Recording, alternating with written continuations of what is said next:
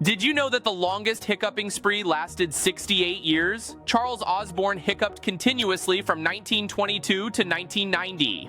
Osborne's hiccups began after a fall in 1922, which doctors believed caused a serious injury to his diaphragm. Despite his unusual condition, he lived a full life, even making appearances on TV shows to share his story. Doctors discussed how hiccups occur, explaining the role of the diaphragm and nervous system in this peculiar phenomenon.